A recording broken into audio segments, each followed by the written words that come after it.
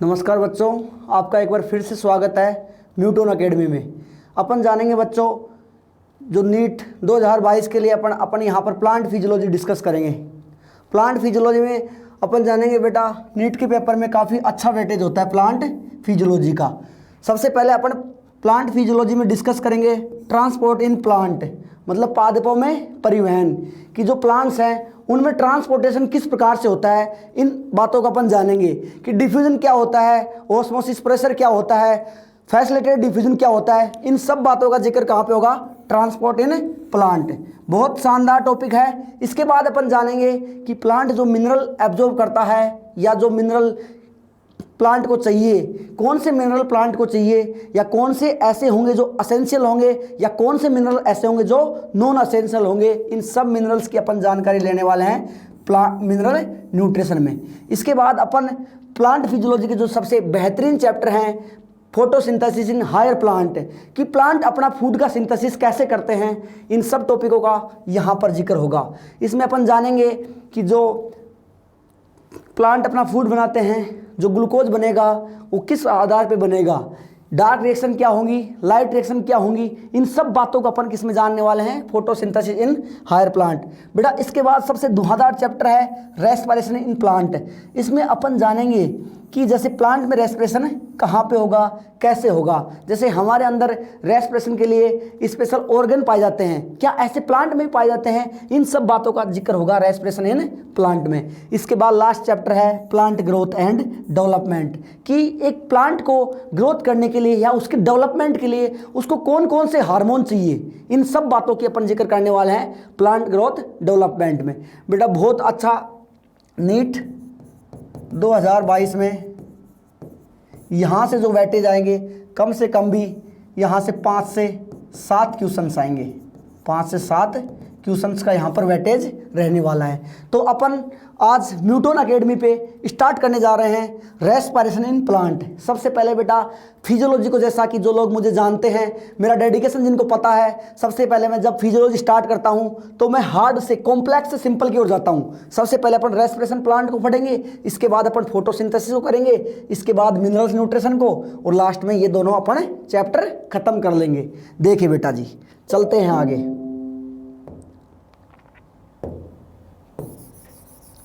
अब आज अपन स्टार्ट करने वाले हैं respiration in plant. Respiration in plant को अपन स्टार्ट करने वाले हैं।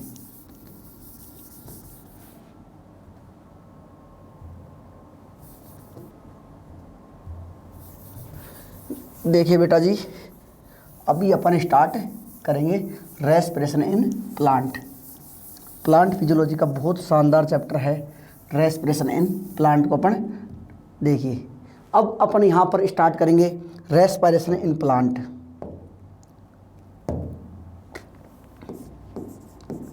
Respiration in plant, respiration in plant को जानेंगे। सबसे पहले तो अपन रेस्पिरेशन को जानने से पहले थोड़ी सी अपन इन्फॉर्मेशन जुटाते हैं यहाँ पर। जैसे आप बोलते हो कि एक जैसे एनिमल है, जैसे हम ह्यूमन की बात करते हैं कि सर जो एनवायरमेंटल की वायु हैं हम उसको सबसे पहले अंदर लेते हैं नाक के द्वारा, उसके द्वारा हमारी विंड पाइप से होती हुई लंग्स में जाती है, लंग्स से हार्ट के द्वारा पंप की जाती है ब्लड में, और ब्लड से वो कहाँ पर जाती है? टिश्यू में। ये जैसे एयर है, ये एयर है कहाँ की? एनवायरमेंटल की। ये एनवायरमेंटल एयर है। जैसे ये एनवायरमेंटल एयर है ये कहाँ पे जाएगी? हमारे मैं बोल दूँ नोज से होती हुई लंग्स में जाएगी। कहाँ पे जाएगी? लंग्स में। लंग्स से ये हार्ट में, हार्ट के द्वारा पंप की जाएगी कहाँ पर? ब्लड से, और ब्लड लेके जाएगा इनको टिश्यू में। कहाँ पे लेके जाएगा? टिश्यू में।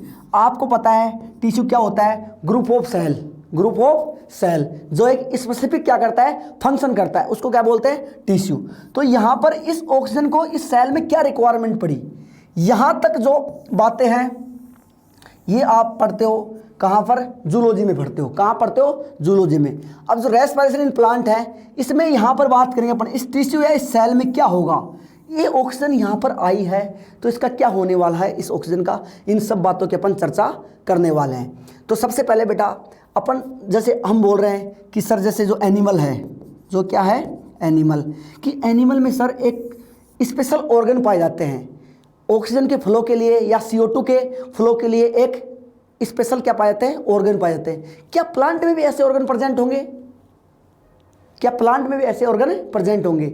इसका मैं अगर डायरेक्ट आंसर देना चाहूं तो प्लांट में ऐसे ऑर्गन प्रेजेंट नहीं होते हैं। प्लांट में डायरेक्ट ऑक्सीजन ली जाती है, किसके द्वारा? स्टोमेटा या फिर लेंटिसेल जो होती है, इनमें हेल्प करेंगी। अब यहाँ पर अपन स्टार्ट करते हैं। सबसे पहले तो अपन जानते हैं रेस्पिरेशन क्या होता है। अपन यहाँ पर रेस्पिरेशन को जानेंगे।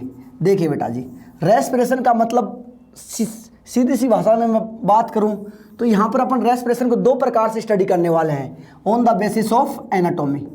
On the basis of anatomy, on the basis of anatomy. इसकी एनाटॉमी के आधार पे आप रेस्पिरेशन को दो प्रकार से बोल सकते हो कि सर एक तो हमारा होता है एक्सटर्नल रेस्पिरेशन। क्या होता है? External respiration, external respiration.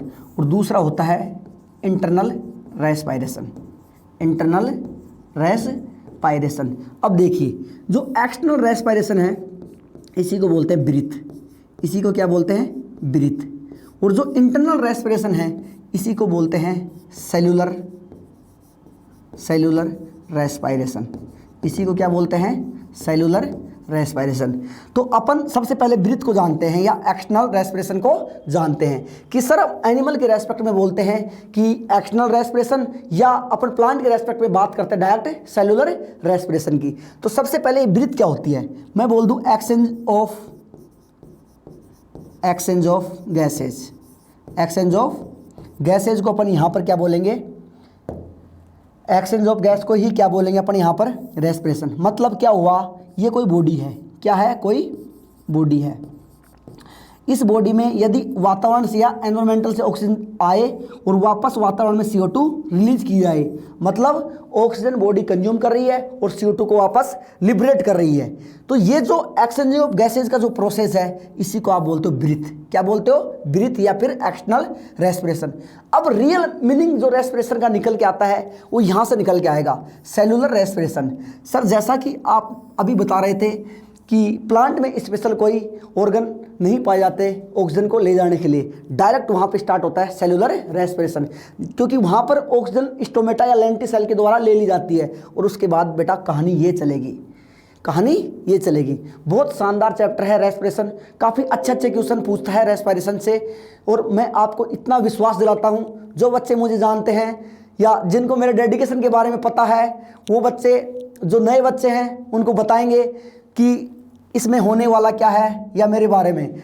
जो भी बेटा जीवन में बहुत कुछ अलग करना चाहते हैं या अपनी लाइफ में बढ़िया अचीवमेंट करना चाहते हैं, वो आप न्यूटन एकेडमी से जुड़ सकते हैं। न्यूटन एकेडमी आपको यहाँ पर बायोलॉजी अपन पढ़ेंगे नहीं, बायोलॉजी को सीखेंगे। एक बायोलॉजी को नई दिशा में ले जाकर अपन यहाँ पर हर चीज़ सीखेंगे कि ऐसा क्यों होता है। लोग कहते हैं बायोलॉजी एक पढ़ने का सब्जेक्ट है, ये याद करने का सब्जेक्ट है। मैं कहना चाहूँगा बायोलॉजी में ऐसा कुछ नहीं है। बायोलॉजी एक प्रोसेसिंग सब्जेक्ट है, मतलब इसमें एक प्रोसेस होता है हर चीज़ का। जैसे कि इस दुनिया में जब बायोलॉजी आई थी तो एक इवोल्यूशन, जैसे जैसे दुनिया आगे बढ़ रही है वैसे वैसे बायोलॉजी आगे बढ़ रही है कि इस अर्थ पर एक इवोल्यूशन की जो बायोग्राफी है या स्टोरी ऑफ इवोल्यूशन, वो क्या है? बायोलॉजी। तो अपन यहाँ पर इस स्टोरी को समझेंगे बिल्कुल, हर कड़ी से कड़ी दूसरी कड़ी जोड़ेंगे। इस स्टोरी में हर एक कड़ी दूसरी कड़ी से जुड़ी होती है। तो देखिए बेटा जी, हम बात करेंगे सेलुलर रेस्पिरेशन की कि सर जो सेल में रेस्पिरेशन होगा उसे क्या कहेंगे? Cellular respiration. सबसे पहले तो सर ये रेस्पिरेशन क्या होता है? अभी तो आपने केवल ब्रीथ के बारे में बताया है। ब्रीथ और रेस्पिरेशन का मतलब यहाँ पर अपन लिख लेते हैं, नॉर्मली इन जनरली यूज कर लेते हैं, लेकिन मतलब अलग अलग होता है। रेस्पिरेशन का मतलब क्या होता है बेटा, या मैं बोल दूं रेस्पिरेशन का मतलब होता है जो आपके रेस्पिरेटरी जो सबस्टांस होते हैं, रेस्पिरेटरी सबस्टांस, जिनको मैं बोल दूं फूड मटेरियल या ऑर्गेनिक फूड मटेरियल। बेस्ट नाम रहेगा ऑर्गेनिक फूड मटेरियल। क्या रहेगा? Organic food material, organic food material, organic food material की जो रेस्पिरेटरी सबस्टांस है या जो ऑर्गेनिक फूड मटेरियल है, ये सर ऑक्सीजन की उपस्थिति में प्रेजेंस ऑफ O2। और आपको पता है जहाँ पर भी प्रेजेंस ऑफ O2 आ जाता है इसका मतलब क्या होता है बेटा? ऑक्सीडेशन। क्या होता है? ऑक्सीडेशन। इस कहानी में क्या होगा कि सर जो ऑर्गेनिक फूड मटेरियल है इनका ऑक्सीडेशन होगा, और आपको पता है किसी चीज़ का ऑक्सीडेशन होता है तो CO2 प्लस H2 और साथ में एनर्जी निकलती है, साथ में एनर्जी यहाँ पर निकलेगी। अब ये जो प्रोसेस है, अब यहाँ पर ये जो प्रोसेस है इसी को बोलते हैं रेस्पायरेशन। और यदि ये पर्टिकुलर किसी सेल में हो रहा है, पर्टिकुलर किसी सेल में ऐसा सीन देखने को मिल रहा है तो हम इसको बोलेंगे सेलुलर रेस्पायरेशन। तो अब यहाँ से एक बात स्पष्ट हो चुकी है कि इस चैप्टर में अपन पढ़ने वाले हैं कि सेलुलर रेस्पिरेशन क्या होता है, कि यहाँ पर जो RS है, रेस्पिरेटरी सब्सटेंस है, इनका क्या होगा, ऑक्सीडेशन होगा। क्या होगा जी, ऑक्सीडेशन होगा। चलो बच्चों आओ मिलकर कुछ नया करते हैं। अब पढ़ते हैं इसको। सबसे पहले तो बात आई कि जो रेस्पिरेशन है, रेस्पिरेशन इसका मीनिंग क्या निकल के आया। रेस्पिरेशन बोल दूं मैं या सेलुलर रेस्पिरेशन बोल सकता हूँ, सेलुलर रेस्पिरेशन में बोल सकता हूँ। अब इसकी बात करेंगे रेस्पिरेशन या सेलुलर रेस्पिरेशन की, किसमें, प्लांट्स में। देखिए बेटा, प्लांट्स में मैंने अभी बताया था कोई स्पेशल प्रकार के टिश्यू या ऑर्गन ऑक्सीजन को ले जाने के लिए नहीं पाए जाते, डायरेक्ट स्टोमेटा उसको लेते हैं और उसके बाद सीन स्टार्ट होता है। देखिए कि सर जो आपका क्या है रेस्पिरेटरी सब्सटेंस जो ज़्यादातर कॉमन होता है वो आपको पता है ग्लूकोज। सबसे पहले यूज कौन होता है, ग्लूकोज। क्यों, क्योंकि प्लांट जब फोटोसिंथेसिस करते हैं तो ग्लूकोज की फॉर्म में फूड को सिंथेसाइज करते हैं या बनाते हैं। उसके बाद जैसे किसी प्लांट के किसी पार्ट को फूड चाहिए तो उसकी फॉर्म चेंज होती है। क्यों, क्योंकि ग्लूकोज सोल्यूबल होता है, उसको इनसोल्यूबल फॉर्म में लेके जाना पड़ता है, मतलब सुक्रोज में जाएगा। जो प्लांट जितनी ऑक्सीजन है उसको यूज कर लेगा, जो बच गई उसको रख देगा ताकि फ्यूचर में काम ले सके। तो किस फॉर्म में रखेगा, स्टार्च की फॉर्म में। तो यहाँ पे 3 चीज़ निकल के आई, ग्लूकोज या मैं बोल दूँ सुक्रोज और लास्ट में स्टार्च, लास्ट में स्टार्च। और सबसे पहले अपन इसमें ग्लूकोज की बार बार कहानी चलाएंगे। क्यों, क्योंकि मेन कौन है, ग्लूकोज। सबसे पहले ग्लूकोज ही यूज होता है। देखिए बेटा जी, ये RS है, क्या है, RS मैं बोल दूं C6H12O6 को आप क्या बोलते हो, ग्लूकोज। क्या बोलते हैं इसको, ग्लूकोज। जब ग्लूकोज का ऑक्सीजन की प्रेजेंस में, जहां पर भी प्रेजेंस ऑफ ऑक्सीजन आ जाती है, आपको पता है क्या होगा, ऑक्सीडेशन। क्या होता है, ऑक्सीडेशन। अब ऑक्सीडेशन होता है, आपको पता है ये जो रिएक्शन है इसको मैं बाहर अगर लैबोरेटरी में कराता हूं तो एक प्रकार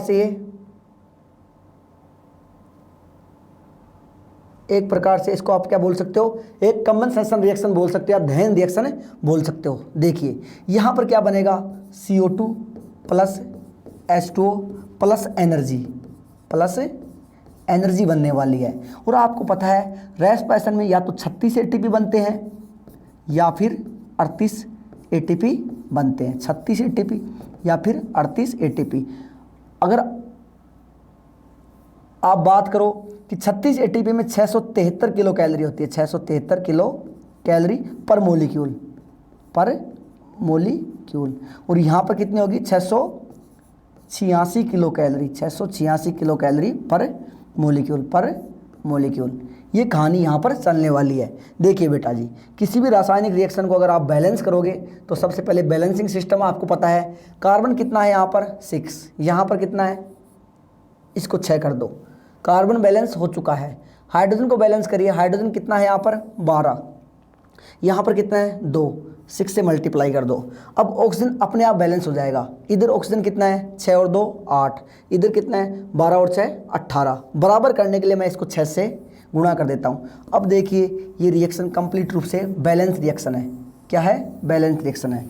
ये तो बात हो गई किसकी, रेस्पिरेशन की, कि जो रेस्पिरेशन होगा इसमें ऑक्सीजन की प्रेजेंस में क्या होगा, ऑक्सीडेशन होगा। अब सबसे पहले तो बात करते हैं कि आपका जो फिजियोलॉजी पढ़ने का मेन उद्देश्य होता है, आप जानते हो कि फिजियोलॉजी में अपन जानते हैं कि जो प्लांट्स है उनकी मेटाबॉलिज्म एक्टिविटी की स्टडी की जाती है। किसकी स्टडी की जाती है, प्लांट्स की मेटाबॉलिज्म एक्टिविटी की बेटा स्टडी की जाती है। तो यहाँ पर एक प्रकार से मैं कह दूं कि रेस्पिरेशन एक बायोकेमिकल प्रोसेस है। सबसे पहले तो क्या है, बायोकेमिकल प्रोसेस है, बायोकेमिकल प्रोसेस है। या मैं अगली बात कहूँ कि ये एक क्या है, मेटाबॉलिक एक्टिविटी है। क्या है, मेटाबॉलिक एक्टिविटी है, मेटाबॉलिक एक्टिविटी है। ये दो बात निकल के आई कि किसी भी बॉडी में या किसी भी प्लांट के ऑर्गेनिज्म इनसाइड द बॉडी कोई भी बायोकेमिकल रिएक्शन हो उसे क्या बोलते हैं, मेटाबॉलिक। तो यहाँ पर रेस्पिरेशन एक प्लांट के लिए एक मेटाबॉलिज्म एक्टिविटी है। क्या है, मेटाबॉलिज्म एक्टिविटी। और आपको पता है यदि कोई ऑर्गेनिज्म लिविंगनेस शो करता है, लिविंग अपने आप को कहता है कि मैं लिविंग हूँ, तो उसका एक बहुत कॉमन फीचर होता है जिसका कोई एक्सेप्शन नहीं हो, क्या है, मेटाबॉलिक। तो यहाँ से एक चीज़ क्लियर आ गई कि रेस्पिरेशन एक क्या है, मेटाबॉलिक एक्टिविटी है। ये इस प्रकार से क्या हो गई, एक बायोकेमिकल रिएक्शन हो गई। क्या हो गई जी, बायोकेमिकल रिएक्शन हो चुकी है। अब इस बायोकेमिकल रिएक्शन की अपन यहाँ से की पॉइंट की बात करते हैं। देखिए बेटा जी, अपन यहाँ पर इस की पॉइंट की बात करते हैं भाई। देख की पॉइंट कि क्या क्या निकल के आया इस रिएक्शन से। सबसे पहले तो सर यहाँ पर ग्लूकोज चेंज हो रहा है CO2 में, मतलब ग्लूकोज एक लार्ज कंपाउंड है और एक स्मॉल कंपाउंड में बन रहा है। सबसे पहले तो क्या हो रहा है इसका, नंबर 1 कैटाबोलिक प्रोसेस है। कैसा है, कैटाबोलिक प्रोसेस है। कैसा प्रोसेस है, कैटाबोलिक प्रोसेस है। यहाँ पर मैं लिख दूँ कैसा प्रोसेस है जी, कैटाबोलिक, कैटाबोलिक प्रोसेस है। अब देखिए आप बोल रहे हो सर मेटाबॉलिक है, तो मेटाबॉलिक होता है उसमें कैटाबॉलिक भी होता है और एनाबॉलिक भी होता है। यहाँ पर ज़्यादा मात्रा में ग्लूकोज टूट रहा है, लेकिन कम या मैं बोल दूँ कुछ और भी बन रहा है, मतलब टूट भी रहा है और बन भी रहा है। तो मुख्य रूप से क्या हो रहा है, टूट रहा है, ब्रेक डाउन हो रहा है, इसलिए क्या है, कैटाबॉलिक प्रोसेस है। और क्या हो रहा है, ऑक्सीडेशन हो रहा है, ऑक्सीडेशन हो रहा है। यहाँ से एक बात समझ में आई कि रेस्पिरेशन मुख्य रूप से मेनली क्या है, कैटाबॉलिक ऑक्सीडेशन प्रोसेस है। नंबर दो बात की चर्चा करते हैं अपन। मैं कह दूं एक प्रकार से ये मेटाबॉलिक प्रोसेस है। कैसा प्रोसेस है जी, मेटाबॉलिक प्रोसेस है, मेटाबॉलिक प्रोसेस है। तो मेटाबॉलिक में आपको पता है कैटाबॉलिक भी होता है और एनाबॉलिक भी होता है, कैटाबॉलिक भी होता है और एनाबॉलिक भी होता है। तो आप ये भी कह सकते हो कि यहाँ पर एनाबॉलिक भी होता है, लेकिन इतना ज़्यादा एनाबॉलिज्म नहीं होता। ज़्यादा एनाबॉलिज्म होगा फोटोसिंथेसिस में। कहाँ पे होगा, फोटोसिंथेसिस में। यहाँ पर केवल और केवल क्या बोलेंगे अपन, कैटाबॉलिक ऑक्सीडेटिव या ऑक्सीडेशन प्रोसेस है, कैटाबॉलिक ऑक्सीडेशन प्रोसेस है। देखिए जी, यदि किसी केमिकल रिएक्शन में कोई हीट बाहर निकल रही हो सिस्टम से, उसको बोलते हैं आप हेक्सोथर्मिक। क्या बोलते हो, हेक्सोथर्मिक। तो यहाँ पर देखिए एनर्जी बाहर निकल रही है, तो इसलिए अपन क्या बोलेंगे कि इस सिस्टम के लिए नंबर 3 बात मैं यहाँ बोल देता हूँ कि इसके लिए डेल्टा H क्या है, नेगेटिव। इसका मतलब हेक्सोथर्मिक रिएक्शन है, हेक्सोथर्मिक रिएक्शन है। कैसी रिएक्शन है, हेक्सोथर्मिक रिएक्शन है। अब आगे अपन बात करते हैं, ये बातें यहाँ पे निकल के आई। अगली बात कि सर यहाँ पे ऑक्सीडेशन हो रहा है, मतलब ऑक्सीजन जुड़ रहा है, या मैं बोल दूँ ऑक्सीडेशन किसको बोलते हो आप, O2 का जुड़ना या एडिशन ऑफ O2। क्या बोलते हो आप, एडिशन ऑफ O2। देखिए इसको मैं बोल सकता हूँ एडिशन ऑफ O2। क्या हो गया, एडिशन ऑफ O2। अगली बात मैं बोल सकता हूँ रिमूवल ऑफ इलेक्ट्रॉन। तो यहाँ से एक बात निकल के आई बेटा कि जो यहाँ पर इलेक्ट्रॉन रिमूव करेंगे, मतलब यहाँ से क्या होगा, रिमूव होगा। और आपको पता है ऑक्सीजन जुड़ता है, तो यहाँ पर ग्लूकोज क्या हो रहा है, यहाँ पर ये 0 से देख लो कहाँ पे जा रहा है, इसकी मतलब इसका ऑक्सीडेशन। आपको पता है एक का ऑक्सीडेशन होता है तो सामने वाले का रिडक्शन होता है। तो यहाँ से जो इलेक्ट्रॉन मूव करेंगे, वो इलेक्ट्रॉन यहाँ से मूव करके कहाँ पे जाएंगे, एनर्जी बनाएंगे। तो इस इलेक्ट्रॉन को लेकर कौन जाएगा, इन बातों की चर्चा अब अपन करने वाले हैं। आइए देखते हैं। सर आपने लिखा है कि C6H12O6 + 6O2 यहाँ पे चेंज होके बना रहा है 6CO2 + 6H2O + ATP, या एनर्जी कितनी बना रहा है, 36 या 38। अब देखिए यहाँ पे क्या हो रहा है, ऑक्सीडेशन। ऑक्सीडेशन में आपको पता है इलेक्ट्रॉन निकल रहे हैं, इलेक्ट्रॉन निकलेंगे। तो यहाँ से जो इलेक्ट्रॉन निकलेंगे, इलेक्ट्रॉन रिमूव होंगे। इलेक्ट्रॉन क्या होंगे, रिमूव। वो इलेक्ट्रॉन ATP प्रोड्यूस करेंगे, या मैं बोल दूं वो इलेक्ट्रॉन लास्ट में क्या बनाएंगे, मेटाबॉलिक वाटर। क्या बनाएंगे, मेटाबॉलिक वाटर, क्योंकि इन इलेक्ट्रॉन को लास्ट में पकड़ेगा O2। O2 क्या होता है, एक्सेप्टर। क्या होता है, एक्सेप्टर। या आपने बोला था ऑक्सीडेशन में sir remove of hydrogen, remove of hydrogen, और उन हाइड्रोजन का एक पंप चलेगा जिससे जो एटीपेज एंजाइम है वो क्या प्रोड्यूस करेगा बेटा जी, एटीपी प्रोड्यूस करेगा। ये कहानी चलेगी।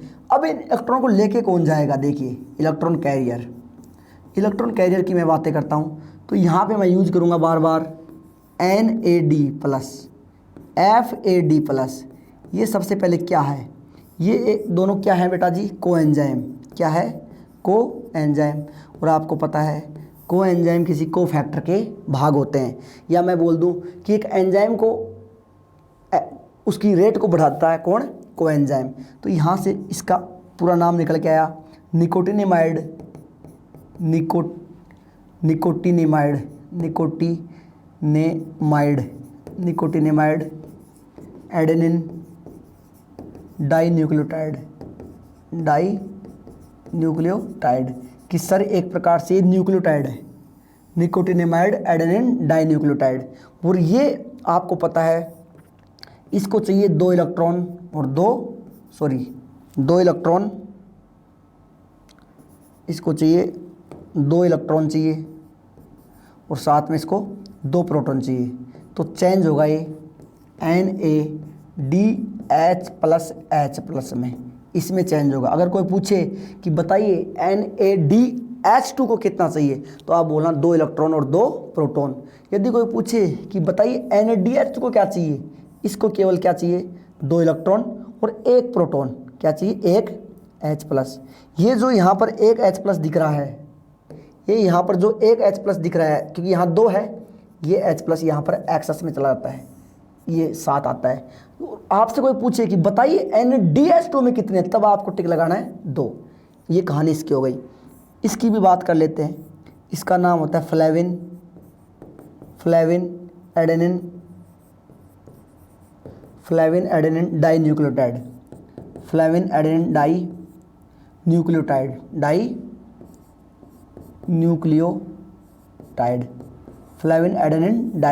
ये भी एक प्रकार से डाइन्यूक्लियोटाइड है। और ये दोनों के दोनों किस फॉर्म में है, अपनी ऑक्सीडाइज फॉर्म में है, ऑक्सीडाइज फॉर्म में। किस फॉर्म में है, ऑक्सीडाइज स्टेट में है। ये देखिए यहाँ पर जो ये भी है, इसको भी क्या चाहिए सर जी, 2 इलेक्ट्रॉन और 2 प्रोटॉन।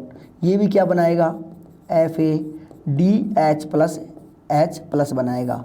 अब आपको यहाँ पे कोई कन्फ्यूजन नहीं होगा कि सर आप बार बार यहाँ पे NAD FAD यूज करोगे, क्यों, क्योंकि आपको पता है ऑक्सीडेशन में एडिशन ऑफ O2 या रिमूव ऑफ इलेक्ट्रॉन या रिमूव ऑफ हाइड्रोजन, तो यहाँ से हाइड्रोजन भी निकलेंगे और इलेक्ट्रॉन भी निकलेंगे। जो इलेक्ट्रॉन है उनको तो ऑक्सीजन पकड़ के क्या बना देगी, वाटर बना देगी। क्या बना देगी, मेटाबॉलिक वाटर। और जो H+ है, यहाँ इलेक्ट्रॉन चले जाएंगे और H+ है, उनसे पंप जो एटीपेज एंजाइम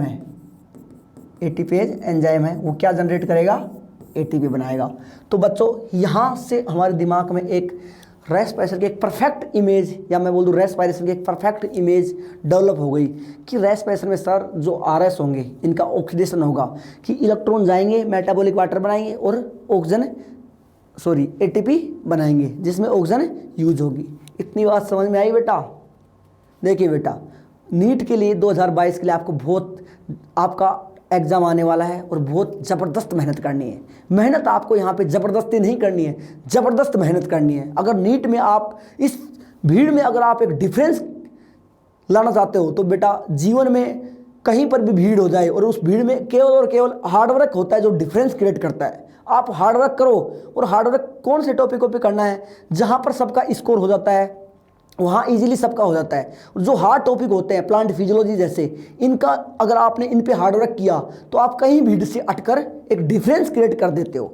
तो बच्चों, अगर आपको लाइफ में बायोलॉजी में बढ़िया करना है नीट के लिए, तो इस चैनल पर जुड़े रहिए न्यूटन अकेडमी पर। यहाँ पर हम एक डिफरेंस क्रिएट करेंगे। क्या करेंगे, डिफरेंस क्रिएट करेंगे। जैसे आपने देखा कि रेस्पिरेशन की एक परफेक्ट इमेज बन चुकी। आओ अब रेस्पिरेशन की कहानी को चलाते हैं। देखिए बच्चों, अब मैं बात करता हूँ टाइप्स ऑफ रेस्पिरेशन की। किसकी बात करता हूँ, टाइप्स ऑफ रेस्पायरेशन की, टाइप्स ऑफ रेस्पायरेशन की मैं बात करता हूँ। देखिए सबसे पहले मैं बात करता हूँ number 1, on the basis of RS, कि सर ये जो रेस्पायरेटरी सबस्ट्रेट है इसके आधार पे बात कर लो। इसके आधार पे बेटा जी ये 2 प्रकार का होगा। कैसा होगा बालक? 2 प्रकार का होगा। बच्चा देख इधर, 2 प्रकार का। सबसे पहले तो तू बोलता है फ्लोटिंग, क्या बोलता है? Floating respiration. दूसरा तू बोलता है प्रोटोप्लाज्मिक। अरे कौन सा? प्रोटोप्लाज्मिक रेस्पायरेशन की अपन यहाँ पर बात करेंगे। सबसे पहले तो जानते हैं ये फ्लोटिंग रेस्पायरेशन क्या होता है।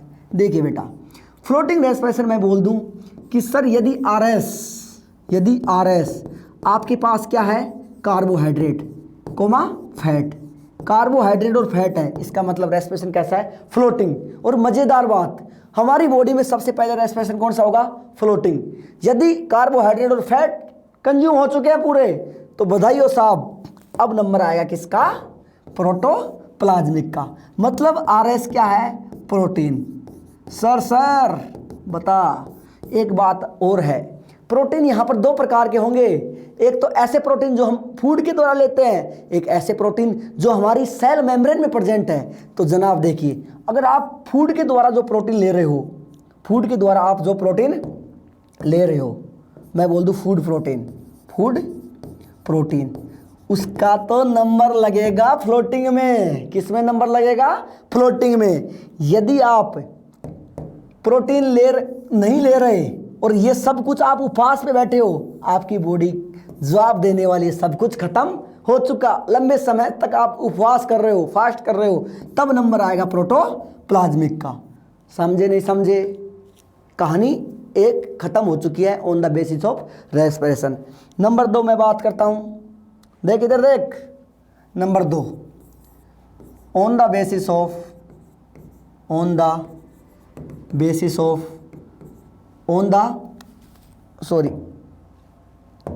यहाँ पे बात करूँगा on the basis presence of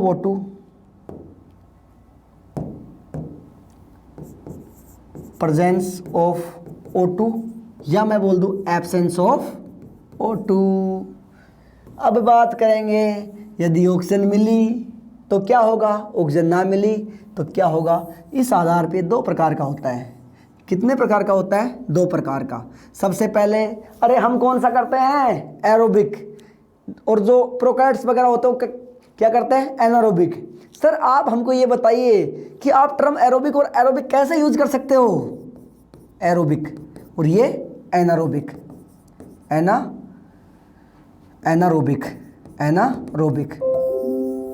aerobic या एनारोबिक। सबसे पहले तो रेस्पायरेशन में ही यूज होती है एरोबिक और एनारोबिक। क्यों? क्योंकि यहाँ पर ऑक्सीजन कंज्यूम होती है, और जहाँ पर ऑक्सीजन कंज्यूम होती है वहाँ तो टर्मिनोलॉजी यूज करेगा एरोबिक या एनारोबिक। हो तो एरोबिक, ना हो तो एनारोबिक। फोटोसिंथेसिस की बात कर, वहाँ पर अगर O2 निकली तो बोलेगा ऑक्सीजनेटेड। क्या बोलेगा? ऑक्सीजनेटेड। यदि ना निकली तो बोलेगा डीऑक्सीजनेटेड। तो रेस्पिरेशन में टर्मिनोलॉजी यूज करते हैं एरोबिक, और फोटोसिंथेसिस में ऑक्सीजनेटेड या डीऑक्सीजनेटेड की बात करने वाले हैं। अब देखिए इसमें क्या होगा जी। देख भाई इधर देख, बोर्ड पे ध्यान होना चाहिए सबका। लाइफ में अगर अच्छा करना है, नीट 2022 आपको क्रैक करनी है, तो बेटा भीड़ से अटके करना पड़ेगा। जीवन में निराश मत होइए।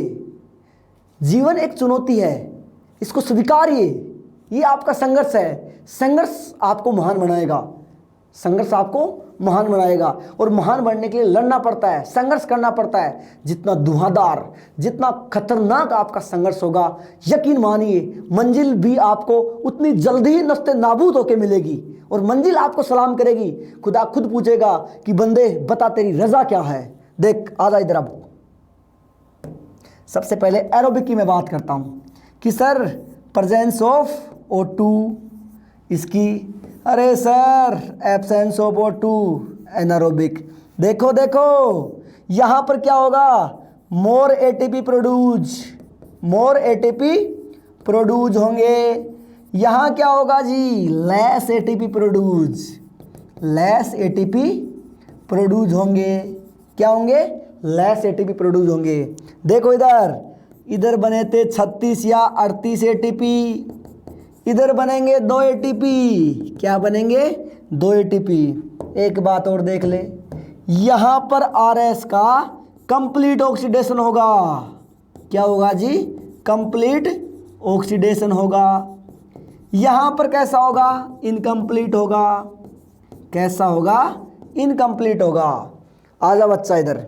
ये बात हो गई एरोबिक की या एनारोबिक की। अब देख आगे चलते हैं, इस कहानी को अपन आगे लेके चलते हैं। एरोबिक एनारोबिक समझ में आया? थोड़ा सा और देख ले इसमें एक दो बातें और, कि सर जो एरोबिक होगा, एरोबिक या मैं बोल दूं एनारोबिक, एरोबिक या एनारोबिक। एरोबिक में सर सबसे पहले अपन यहाँ पर जो हमारी मोस्टली यूकैरियोट्स होते हैं, यूकैरियोट्स, वो क्या करते हैं? एरोबिक करते हैं। और जो प्रोकैरियोट्स होते हैं और जो यूकैरियोट्स भी होते हैं वो भी एनारोबिक करते हैं कुछ। अब देखो यहाँ पर 2 कंडीशन बनेंगी। एक तो केवल और केवल क्या करते हो? एनारोबिक, उसे बोलेंगे ओब्लिगेटिव। क्या बोलेंगे? ओब्लिगेटिव एनारोबिक। क्या बोलेंगे? ओब्लिगेटिव एनारोबिक।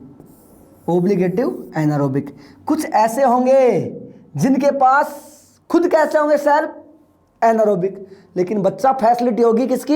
एरोबिक की। और जो फैसिलिटी होती है उसको उसके आगे लिख दिया कर। इसको बोलेंगे फैकल्टेटिव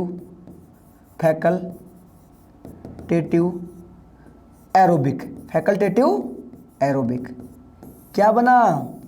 देख इधर, ओब्लिगेटिव एनारोबिक और फैकल्टेटिव एरोबिक। जो तेरा फर्मेंटेशन वगैरह होता है वो फैकल्टेटिव एरोबिक होता है। कैसा होता है? Facultative aerobic. और जो तेरा क्लोस्ट्रोडियम बोटनिज्म होता है वो ओब्लिगेटिव होता है। कैसा होता है? ओब्लिगेटिव। आ जा इधर। अब देख एक बात और देख ले, घबराता क्यों है तू? चिंता क्यों करता है कि सर इसका एग्जाम्पल, सबसे बढ़िया एग्जाम्पल क्या है? फर्मेंटेशन। क्या है? फर्मेंटेशन। सर आप बोलते हो फर्मेंटेशन में क्या चाहिए? Absence of O2, absence of O2 चाहिए। ये क्या है? एनारोबिक। इसकी चर्चा अपन करेंगे। अब देख इधर आजा बच्चा, इधर आजा। अब बात करेंगे सर एरोबिक रेस्पिरेशन के स्टेप, या मैं बोल दूं स्टेप। सबसे पहले बात करते हैं साइट की। बेटा किसकी बात करते हैं? सबसे पहले साइट की बात करता हूं। देखो site of respiration, site of respiration. Sir ये रेस्पिरेशन का प्रोग्राम कहाँ चलेगा? ये तो बताओ ज़रा हमको। आप अपनी कहानी में मस्त हो रहे हो, हमें ये तो सिखाओ। इधर आ जरा। एक होगी यूकैरियोटिक, दूसरा होगा प्रोकैरियोटिक। यूकैरियोटिक में कहानी चलेगी, देख इधर, साइटोप्लाज्म में। कहाँ चलेगी? साइटोप्लाज्म में। और कहाँ चलेगी बता? माइटोकॉन्ड्रिया में। माइटोकॉन्ड्रिया में कहानी चलेगी। और माइटोकॉन्ड्रिया में कहानी चलती है इसलिए तू बोलता है पावर हाउस ऑफ सेल या पावर हाउस बोलता है। देख इधर जल्दी देख। प्रोकैरियोटिक में कहानी चलेगी कहाँ पे? साइटोप्लाज्म में। अरे कुछ प्रोकैरियोटिक ऐसे भी होते हैं जिनमें एरोबिक भी पाया जाता है। क्या पाया जाता है? एरोबिक। उनकी कहानी कहाँ चलेगी बता जल्दी? सेल मेम्ब्रेन में। कहाँ चलेगी? सेल मेम्ब्रेन में। तू बोलता है कि प्रोकैरियोट्स में जो मीजोसोम होता है ना, वो रेस्पिरेशन में हेल्प करता है। क्या करता है? रेस्पिरेशन में हेल्प करता है। अब तेरे को बताऊंगा, देख कैसे हेल्प होगी। यहाँ पर जो सारा खेल किस में चलेगा? साइटोप्लाज्म में। और इसमें जो ETS होगा, ETS तेरे को बताऊंगा। एनर्जी बनाने का मुख्य जो प्रोसेस है वो क्या है? ETS। उसकी कहानी मैं लेके आऊंगा यहाँ पर। और उसको चाहिए मेम्ब्रेन। क्या चाहिए? मेम्ब्रेन। इसमें मेम्ब्रेन कौन बनाएगा? सेल मेम्ब्रेन या मीजोसोम। यहाँ पर कहानी इसकी चलेगी। आज आप नेक्स्ट बात करते हैं step of respiration. Step of respiration, step of respiration की मैं बातें करता हूँ। देख जी, देखो स्टेप। सबसे पहले तो देखो ये ग्लूकोज है, कौन है? ग्लूकोज। ग्लूकोज सर सबसे पहले टूटेगा, क्या बनाएगा? Pyruvic acid. क्या बनाएगा? Pyruvic acid. एक मॉलिक्यूल ग्लूकोज से 2 मॉलिक्यूल पायरुविक एसिड के बनते हैं। ऐसा क्यों? क्योंकि सर इसका फॉर्मूला होता है C6H12O6, इसका होता है C3H6O3, बैलेंस कर 2 से गुना। इसलिए इस प्रोसेस को तू बोलेगा, क्या बोलेगा जी? ग्लूकोज का ब्रेकडाउन हो रहा है, मतलब ग्लाइकोलाइसिस। देख फिर से मजे की बात आ गई रे कि सर एरोबिक एंड जो एनारोबिक है, एनारोबिक उसका जो कॉमन पाथवे है उसी का नाम है, क्या होगा? कॉमन पाथवे होगा। कॉमन पाथवे क्या होगा जी? Common pathway. इसको मतलब नहीं है रेस्पिरेशन कैसा है, चाहे से एरोबिक हो चाहे से एनारोबिक हो, दोनों में कॉमन पाथवे का नाम है ग्लाइकोलाइसिस। क्या है? ग्लाइकोलाइसिस। अब देख, इस पायरुविक एसिड को यदि ऑक्सीजन मिल गई, O2 अगर इसको प्रेजेंस हो गई, तो ये शो करेगा एरोबिक। क्या करेगा जी?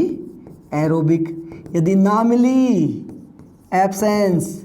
अब यहाँ से इसका पेथ या इसका फ्यूचर डिसाइड होगा। ना मिली तो क्या करेगा ये? एनारोबिक। क्या करेगा? एनारोबिक। एनारोबिक। अब देख, ये जो एरोबिक रेस्पिरेशन है इसमें 1 नंबर स्टेप होगा ग्लाइकोलाइसिस। सर अगला स्टेप होगा, हमें पता है, लिंक रिएक्शन। जब 2 साइकिल का आपस में गठबंधन होगा उसको बोलते हैं लिंक रिएक्शन। क्या बोलते हैं? Link reaction. देख बच्चा, अगला स्टेप क्या होगा बता? Krebs cycle. एक लगे हाथ, लास्ट का स्टेप और बता दे तू। लास्ट का स्टेप होगा ETS। क्या होगा? ETS। यहाँ पर देख, ये 2 प्रकार से दिखाएगा, या मैं बोल दूँ ये एक प्रकार से क्या है? फर्मेंटेशन है। यहाँ पर 2 प्रकार से दिखाएगा। एक दिखा सकता है एल्कोलिक, दूसरा दिखा सकता है लैक्टिक एसिड। इनकी चर्चा अपन बाद में करेंगे। सबसे पहले यहाँ पर एक चीज़ दिखाता हूँ तेरे को, सीन दिखाता हूँ कि सर एक glycolysis, link reaction, Krebs cycle, ETS। हाँ, आपने बता दिया साइटोप्लाज्म और माइटोकॉन्ड्रिया, लेकिन उसमें भी हमको स्थान बताइए कि वहाँ में कहाँ पे होंगे। तो आओ बच्चों, मिलकर उसके स्थान को अपन जानने का यहाँ पर एक हल्का सा प्रयास करते हैं। एक हल्का सी आपको मैं झलक दिखाता हूँ। झलक देखी है कभी? ये है कोई माइटोकॉन्ड्रिया के बाहर क्या है? एक मतलब किस में पड़ा है? एक सेल में पड़ा है जी। किस में पड़ा है? सेल में पड़ा है। ये सेल है। इस सेल में क्या होगा? केंद्रक होगा। और यहाँ पर क्या है? एक माइटोकॉन्ड्रिया है। और इसके जो वाला इलाका है इसको बोलते हैं कोशिका द्रव्या साइटोप्लाज्म। क्या है जी? ये साइटोप्लाज्म। बता जल्दी, साइटोप्लाज्म का pH कितना होता है? 6.9 ±2। क्या होता है? pH 6.9 ±2। अब देख, माइटोकॉन्ड्रिया की एक होती है आउटर मेम्ब्रेन। क्या होती है? Outer membrane. इसके बाद इसकी मेम्ब्रेन आएगी इनर मेम्ब्रेन, जो फोल्ड होके क्या बनाएगी? क्रिस्टी। क्या बनाएगी? क्रिस्टी। देख कहानी, ये क्या है? Inner membrane. क्या है जी? Inner membrane. बधाई हो साहब। यहाँ पर बीच में एक स्पेस बना है, इस स्पेस का नाम है PMS। बोले तो पेरी माइटोकॉन्ड्रियल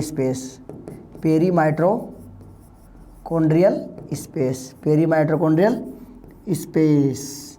अब देखिए, अगर मैं अंदर जाता हूँ तो यहाँ पे मिलता है मेरे को एक ऐसे बिखरा हुआ सा, इसमें क्या मैं बोल दूँ, सेमी लिक्विड नेचर का एक, इसमें सबस्टांस भरे होंगे और इसी का नाम है, बता बच्चा, मैट्रिक्स। क्या नाम है इसका? मैट्रिक्स। अब देख, इस मैट्रिक्स में क्या क्या पड़ा होगा रे? इस मैट्रिक्स में यहाँ पर एक DNA का मॉलिक्यूल पड़ा होगा। मैं फिर बोल रहा हूँ, DNA का एक मॉलिक्यूल पड़ा होगा। सिंगल मॉलिक्यूल का मतलब ये मत समझ लेना कि DNA का स्ट्रैंड सिंगल हो गया। DNA का स्ट्रैंड सिंगल नहीं होगा। डीएनए तो कैसा होगा, double strand circular naked DNA. कैसा DNA, double strand circular naked DNA, जो किस में मिलता है, प्रोकैरियोटिक में। किस में मिलता है, प्रोकैरियोटिक में मिलेगा। जी सीरीज होता है और 1% कुल टोटल डीएनए का 1% पार्ट कंज्यूम करता है, बनाता है। अब देख यहाँ पर सब इसमें प्रोटीन भी चाहिए। ये देख यहाँ पर क्या पड़ा है, 17S राइबोसोम। क्या पड़ा है, 17S राइबोसोम पड़े हैं। तेरे को पता है राइबोसोम प्रोटीन बनाता है। क्या बनाता है जी, प्रोटीन। इसमें और भी सारे मतलब क्रेब्स साइकिल के सारे एंजाइम कहाँ मिलेंगे आपको, मैट्रिक्स में, सिवाय 1-2 एंजाइमों को छोड़ के। इनर मेम्ब्रेन में आपको मिल सकता है। मैं यूज़ करूँगा यहाँ पर सक्सिनिक डिहाइड्रोजिनेज, सक्सिनिक डिहाइड्रोजिनेज मिल सकता है, या आपको साइटोक्रोम ऑक्साइड मिल सकता है, साइटोक्रोम ऑक्सीडेज मिल सकता है आपको। या मैं बोलूं जो आपका बहुत प्यारा एंजाइम है बच्चा, एटीपेज।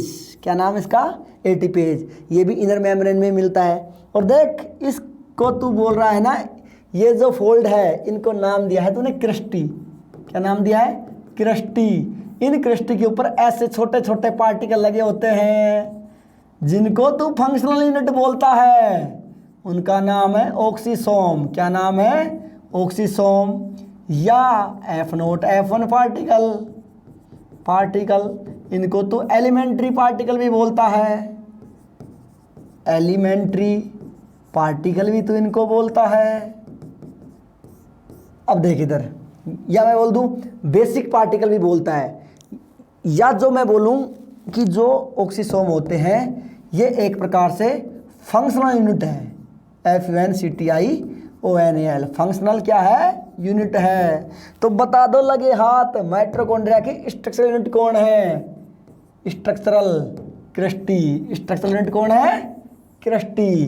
Functional oxysome. अब देखो यहाँ पर जो मैं बात बताना चाह रहा था आपको, उस बात का मतलब निकालेंगे कि सर ये जो साइटोप्लाज्म है यहाँ चलेगा ग्लाइकोलाइसिस। क्या चलेगा, ग्लाइकोलाइसिस। और जो पीएमएस है इसमें चलेगी तुम्हारी सर लिंक रिएक्शन। क्या चलेगी जी, लिंक रिएक्शन चलेगी। मैट्रिक्स में चलेगा सर क्रेब्स साइकिल। क्या चलेगा बच्चा, क्रेब्स साइकिल चलेगा। और लास्ट में जो इनर मेम्ब्रेन है इसकी सरफेस पे चलेगा तेरा ईटीएस। क्या चलेगा, ईटीएस। इनर मेम्ब्रेन पे क्या चलेगा, ईटीएस। तो बच्चों यहाँ से अपन एरोबिक रेस्पिरेशन के एक दिमाग में एक इमेज बन गई कि माइटोकॉन्ड्रिया क्यों ज़रूरी है। सबसे पहले तो जो कॉमन पाथवे है ग्लाइकोलाइसिस, जो साइटोप्लाज्म में कंडक्ट होगा। इसके बाद का जो पाथवे है लिंक रिएक्शन, वो पीएमएस में कंडक्ट होगा। और इसके बाद क्रेब्स साइकिल कहाँ होगा, मैट्रिक्स में। और फिर वापस से कहाँ पे आएगा, ईटीएस में। कहाँ आएगा, ईटीएस में। ईटीएस एक इनर मेम्ब्रेन पे होगा। कहाँ होगा, इनर मेम्ब्रेन पे। अब देख बात करते हैं, नेक्स्ट स्टेप को अपन लेके चलते हैं। यहाँ से एक बात निकल के आई कि सबसे पहले जो एरोबिक रेस्पिरेशन है, इसमें देख सबसे पहला स्टेप ग्लाइकोलाइसिस। नंबर 2 स्टेप बता, link reaction. Number 3 step Krebs cycle. Number 4 step ETS. ये कहाँ होगा, बताओ जी, साइटोप्लाज्म में। कहाँ होगा जी, साइटोप्लाज्म में। ये कहाँ होगा, पीएमएस में। ये कहाँ होगा, मैट्रिक्स में। और ये कहाँ होगा, इनर मेम्ब्रेन ऑफ माइटोकॉन्ड्रिया।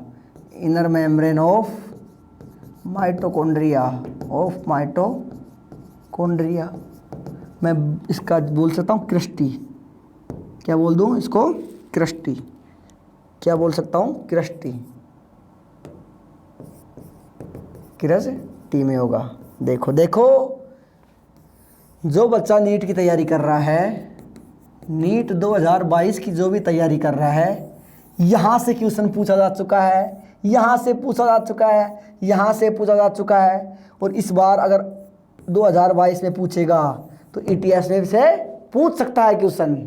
बेटा नीट के लिए अगर बायोलॉजी आपको तैयार करनी है तो नीट की बायोलॉजी पढ़ने के लिए आपको आपका डेडिकेशन चाहिए। क्यों? क्योंकि ये टाइम ऐसा आ चुका है, इस टाइम में सब लोग रेस से बाहर हो जाएंगे। क्यों? क्योंकि इस टाइम डिप्रेशन का सा माहौल हो जाएगा। इस बार नीट की एग्ज़ाम जुलाई में है। किस में है? जुलाई में है। लगभग 17 जुलाई के आसपास क्या है? एग्ज़ाम है। तो ये जो मौसम चल रहा है इसमें हमारी बॉडी में ऐसे हार्मोन सीक्रेट होते हैं, या मैं बोल दूँ एनवायरमेंटल हमारा सपोर्ट नहीं करता, या मैं बोल दूँ हम डिप्रेस से रहेंगे। क्या रहेंगे? डिप्रेस से। इस मौसम में यदि कोई बच्चा या यदि कोई बालिका बढ़िया से मेहनत कर गई, मौसम के फैक्टरों को, क्योंकि जीवन में फैक्टर सबसे बड़े डिसाइड करते हैं। आप पढ़ रहे हो और फैक्टर आपके अगेंस्ट है तो आप ज़्यादा नहीं पढ़ पाओगे, ज़्यादा आउटपुट आपका नहीं मिल पाएगा। तो इस टाइम बहुत आपके पास कम टाइम बचा है, इस टाइम में आप एक स्ट्रेटजी बनाओ बायोलॉजी के पढ़ने की, या मैं बोलूँ बायोलॉजी की आपके पास स्ट्रेटजी होनी चाहिए। अर्ली द मॉर्निंग उठो, उसके बाद एक चैप्टर पढ़ो, उसके बाद एग्जाम में आए हुए सारे PYQs कर लो। मैं 100% तो नहीं कह सकता, लेकिन मैं 99% आपसे दावा करता हूँ आपकी बायोलॉजी आपकी फिंगर टिप्स पे होगी। किस पे होगी? फिंगर टिप्स पे होगी। बायोलॉजी को स्ट्रॉन्ग करने के लिए एक पैशन चाहिए। इस गेम में ज़्यादा रिपीटर लोग हैं, और रिपीटर लोग एक धारणा पाल चुके होते हैं कि अरे बायोलॉजी तो सिंपल है।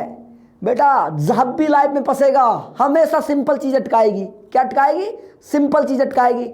सिंपल से बच के रहियो, क्योंकि सिंपल ही ऐसी चीज़ होती है जो कॉम्प्लेक्स का निर्माण करती है। सिंपल कब कॉम्प्लेक्स बन जाए पता ही नहीं लगेगा। इसलिए मैं फिर कह रहा हूँ, मन को काबू में रखो, फैसिनेट होके पढ़ो, डेडिकेशन से पढ़ो। चीज़ आती है फिर भी शॉर्ट नोट्स बनाओ और बढ़िया करो, क्योंकि जब बायोलॉजी में क्वेश्चन घूमता है ना, वो एक फिंगर टिप से दूसरी फिंगर टिप्स पे कब पहुँच जाता है मालूम ही नहीं पड़ता भाई। और अगर बायोलॉजी स्ट्रॉन्ग करनी है तो बने रहिए न्यूटन एकेडमी पर। जो बच्चा लाइफ में बढ़िया करना चाहता है, अपने माता पिता के जो पैसे लगाए हैं उनका बढ़िया से सदुपयोग करना चाहता है, बच्चों यहाँ पर न्यूटन एकेडमी पे आपको पता है NTSC से, मतलब बायोलॉजी से रिलेटेड जो भी एग्जाम होते हैं, BHU, ICR, या मैं बोल दूँ नीट, जो भी आपके ओलंपियाड, सबके क्वेश्चन लेके आऊँगा मैं, DPP लेके आऊँगा। सबसे पहले तू लग तो श्री, जुड़ एक बार। देख, आज अपन ने जाना रेस्पिरेशन क्या होता है, रेस्पिरेशन कहाँ पे होगा, एवं रेस्पिरेशन के कौन से स्टेप होंगे, प्लांट में क्या स्पेसिफिक ऑर्गन पाए जाते हैं, इन सब बातों के बारे में जाना। हमने एक इमेज क्रिएट किया है कि रेस्पिरेशन में और सेलुलर रेस्पिरेशन में क्या फ़र्क है। नॉर्मली एनिमल के रेस्पेक्ट में अपन बात करते हैं कि सर जो रेस्पिरेशन है उसका मतलब होता है एक्सटर्नल रेस्पिरेशन, बोले तो ब्रीथ, और प्लांट के रेस्पेक्ट में डायरेक्ट बात करता है सेलुलर रेस्पिरेशन। या मैं बोल दूं कि सेलुलर रेस्पिरेशन में अपन हमारी बॉडी के अंदर जो सेल लेवल पे ऑक्सीजन गई है, कि टिश्यू ने ऑक्सीजन क्यों ली है, उसकी आगे की कहानी क्या चलेगी, उस कहानी के लिए आप बने रहिएगा। जय हिंद, जय भारत।